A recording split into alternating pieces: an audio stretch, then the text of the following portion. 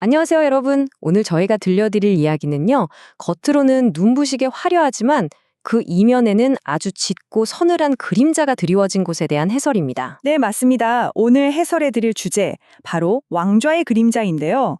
머리에 쓴 화려한 왕관의 무게가 한 사람의 운명을 얼마나 무겁게 짓누르는지 그 가혹한 역사의 사연 속으로 천천히 한번 들어가 보겠습니다.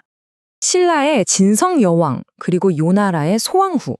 권력의 가장 높은 곳에 섰던 이 두 여인은 도대체 왜 이토록 참담한 비극의 주인공이 되었을까요? 한 나라를 호령하던 분들의 끝이 참 쓸쓸하고 고통스러웠거든요. 사실 그 해답은요, 화려한 궁궐의 가장 어두운 구석에 숨겨져 있습니다. 바로 믿었던 사람들의 배신, 그리고 피바람 부는 권력 암투죠. 오늘 이 시간 저희가 굳게 닫혀있던 그 궁궐 문을 열고 이분들의 비극적인 서사를 아주 낱낱이 파헤쳐 보겠습니다. 자, 그럼 일부 왕자가 불러온 두 가지 비극, 권력의 서막을 열어보겠습니다. 이 두 나라의 엇갈린 운명은 과연 어디서부터 시작되었을까요? 두 여인이 처음 권력의 무게와 마주했던 그 두렵고 막막했던 순간으로 잠시 돌아가 보시죠. 먼저 신라의 진성여왕을 보면요. 오라버니들이 연이어 후사 없이 세상을 떠나는 바람에 정말 원치 않게 왕자에 오르게 됩니다. 오죽하면 나는 왕이 되기 싫다고 읍소까지 했을 정도니까요. 여인의 몸으로 감당하기엔 그 왕관의 무게가 상상을 초월했던 겁니다. 그러니까요. 얼마나 그 자리가 낯설고 두려웠을까요? 요나라의 소왕후 역시 마찬가지 상황이었습니다. 황제 옆이라는 게 세상에서 가장 높고 존귀한 자리이긴 하지만요. 사실 그곳은 온갖 견제와 날선 정치 투쟁이 난무하는 가장 외롭고 고립된 공간이었거든요. 이어서 2부, 권력의 달콤함에 눌먼 신라 진성여왕의 이야기로 신라 궁궐의 기쁜 내전으로 들어가 봅니다. 맹목적인 믿음이 부른 씁쓸한 이면인데요. 진성 여왕의 비극은 밖에서 몰아친 파도가 아니라 바로 가장 가까운 내부에서부터 조용히 썩어 들어가기 시작합니다. 진성여왕은 그 극심한 고립감 속에서 자신의 숙부이자 가장 든든한 정치적 후원자였던 각간 위홍에게 온전히 의지하게 됩니다. 이게 군신 관계를 넘어서 아주 은밀하고 깊은 정인 사이로 발전하게 되죠. 여왕 입장에서는 위홍이 유일한 숨구멍이자 세상의 전부였을 겁니다. 그런데 운명이 참 잔인해요. 이 유일한 버팀목이었던 위홍이 갑작스럽게 세상을 떠나버립니다.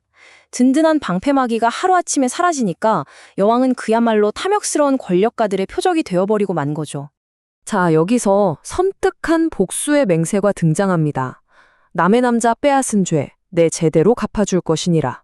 이게 바로 죽은 위홍의 아내 부호 부인이 남긴 말이었습니다. 남편과 여왕의 관계를 알게 된 부호 부인이 깊은 앙심을 품고 궁궐로 접근한 겁니다. 실품에 빠져 제정신이 아닌 여왕에게 자신의 젊고 잘생긴 조카를 위로차 소개해주거든요. 겉으로는 여왕의 눈물을 닦아주는 척하지만 실은 신라의 실권을 통째로 쥐고 흔들려는 치밀하고 도끼 어린 계략이 그 속에 숨어 있었습니다. 이 암투가 여왕의 눈을 얼마나 철저하게 멀게 했는지 보여주는 정말 충격적인 일화가 있어요. 매서운 폭설이 내려서 백성들이 길거리에서 얼어 죽어가고 있는데 여왕은 올바른 구휼 정책을 펴는 게 아니라 부호 부인의 말만 맹신했습니다. 눈설자를 적은 종이를 불에 태우는 어처구니 없는 주술에만 매달렸던 거죠. 아, 참으로 안타깝고 비극적인 어리석음입니다. 한 나라를 책임지는 군주가 이성을 잃고 간신의 새치혀에 놀아나서 백성들의 끔찍한 고통조차 외면하게 된 거잖아요. 완벽하게 고립되어 버린 아주 절망적인 순간입니다. 내부의 부정부패가 이렇게 끔찍하다 보니 국고는 먼지 하나 없이 텅 비어버렸고 백성들의 삶은 그야말로 지옥이었습니다. 결국 즉위하고 불과 2년 만인 889년에 참다 못한 백성들이 들고 일어난 신라 최초의 대규모 농민반란, 원종과 애노의 난이 터지게 됩니다. 백성의 마음을 잃어버린 권력의 끝, 너무도 명백하죠. 천년사직의 신라가 걷잡을 수 없이 흔들렸고 결국 897년 진성여왕은 스스로 왕자의 무거운 짐을 내려놓습니다. 우리 역사상 최초로 자진하야를 한 군주라는 뼈아픈 불명예를 안고 역사의 무대에서 쓸쓸히 떼장하게 된 겁니다. 이제 3부, 소항우를 집어삼킨 정치적 계략, 요나라 황실의 암투를 살펴보겠습니다. 지혜로웠던 요나라의 소항후가 어떻게 그렇게 잔혹한 외부의 표적이 되었는지 그 숨막히는 계략의 소용돌이 속으로 한번 들어가 보시죠. 요나라의 소왕후는 황제의 절대적인 권력을 등에 업고 제멋대로 권력을 휘두르던 간신 야유르신의 만행을 그냥 두고 볼 수가 없었습니다. 황제라는 호랑이의 위세를 빌려 호가위하던 여우의 실체를 연회장에서 시 한 편을 통해 아주 매섭고 공개적으로 비판을 하거든요. 나라와 황실을 걱정하는 참으로 올곧고 충직한 쓴소리였죠. 하지만 안타깝게도 이 시 한 편이 간신 야유르신의 앙심을 단단히 깨워버렸고 그를 아주 치명적이고 잔인한 적으로 돌려세우는 죽음의 도화선이 되고 맙니다. 야유르신의 복수는 정말 상상을 초월할 만큼 치밀했습니다. 먼저 황후의 일거수일투족을 감시하려고 측근 궁녀를 은밀히 매수해요. 그리고 예술을 사랑하는 황후의 성품을 역이용해서 아주 교묘하게 시를 대필하도록 유도합니다. 여기서 가장 악랄한 부분은 바로 마지막 3단계입니다. 황후가 순수한 마음으로 쓴 그 대필시고 속에 황후의 음악 스승이었던 악사 조요일의 이름을 몰래 위조해서 끼워 넣었거든요. 그러니까 만인지상의 황후가 일개 악사와 불륜을 저지르고 있다는 완벽하고도 끔찍한 가짜 증거를 만들어낸 겁니다. 너무나 안타깝게도 황제는 이 정교하게 조작된 거짓 증거를 철석같이 믿고 맙니다.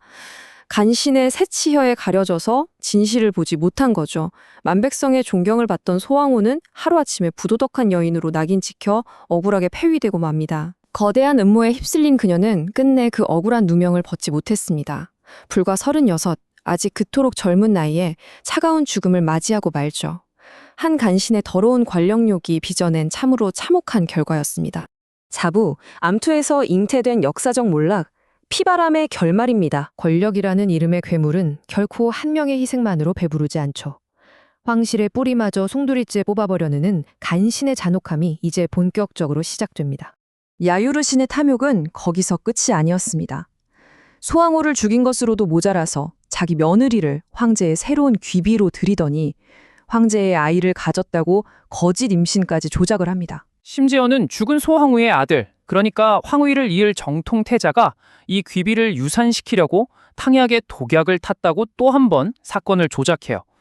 결국 억울한 태자마저 역모죄를 뒤집어쓰고 비참하게 처형당하고 맙니다. 거짓이 거짓을 낳고 야심이 핏줄마저 베어내면서 황실 전체를 붉게 물들인 소름 끼치는 정치판의 민낯인 셈이죠. 오늘 저희가 살펴본 두 여인의 비극은 참으로 극명하게 대비가 됩니다. 신라의 진성 여왕이 측근을 향한 맹목적인 믿음 때문에 스스로 내부의 썩음을 방치하다 무너져 내렸다면 말이죠. 요나라의 소항후는 그 정반대였습니다. 간신히 파놓은 치밀한 계략과 조작된 증거들에 의해서 외부로부터 무참히 파괴가 되었거든요. 비록 두 나라가 무너진 방식은 전혀 달랐지만요. 결국 정치적 권력 암투라는 크고 짙은 그림자에 집어삼켜졌다는 점은 가슴 아프도록 닮아 있습니다. 훗날 모든 추악한 진실이 밝혀진 뒤에 마침내 감옥에 갇히게 된 간신 야율신이 자신을 찾아온 황제에게 이런 섬뜩한 마지막 말을 던집니다. 본데 그 자리는 철저하게 혼자가 돼야만 하는 고독한 자리란 걸 모르셨단 말씀이십니까? 이 서늘한 한마디가 참 많은 것을 생각하게 하죠. 절대 권력이란 건 결국 피를 나눈 가족조차, 곁에 누운 반려자조차 완벽히 믿을 수 없는 무서운 자리란 걸 늙어버린 황제 본인조차 모든 것을 잃고 나서야 뼈저리게 깨달은 겁니다. 마지막 5부, 역사가 던지는 묵직한 교훈입니다. 수백, 수천 년이 지난 먼 과거의 이야기지만요. 이 핏빛 가득한 비극들은 인간의 끝없는 욕망과 권력의 어두운 속성이 시대가 지나도 결코 변하지 않는다는 걸 우리에게 여실히 보여주고 있습니다. 진실에 속이고 백성을 기만하면서 오로지 자신의 탐욕만을 위해 권력을 쥐고 흔들었던 자들, 결국 역사의 심판을 피할 수는 없었습니다. 성난 백성들의 반란에 쫓겨나기도 하고요. 끝내는 형장의 이슬로 비참하게 사라졌죠. 맞습니다. 교묘한 거짓말과 계략으로 당장은 천하를 호령할 수 있을지 몰라도요. 역사의 엄중한 평가는 더딜지언정 결코 그들의 쥐락을 그냥 건너뛰는 법이 없습니다. 이것이 바로 우리가 잊지 말아야 할 준엄한 역사의 법칙 아닐까요?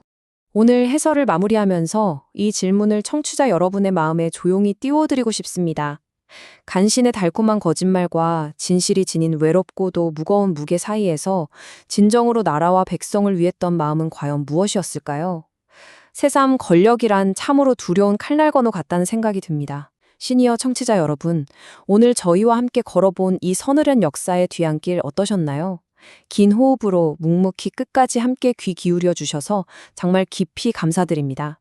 권력의 헛됨, 그리고 눈을 밝게 뜨고 세상을 바라보는 지혜로움의 가치를 한 번쯤 되새겨보는 뜻깊은 시간이 되셨기를 바랍니다. 그럼 저희는 다음 역사 해설로 다시 찾아뵙겠습니다. 오늘도 평안하고 따뜻한 하루 보내십시오.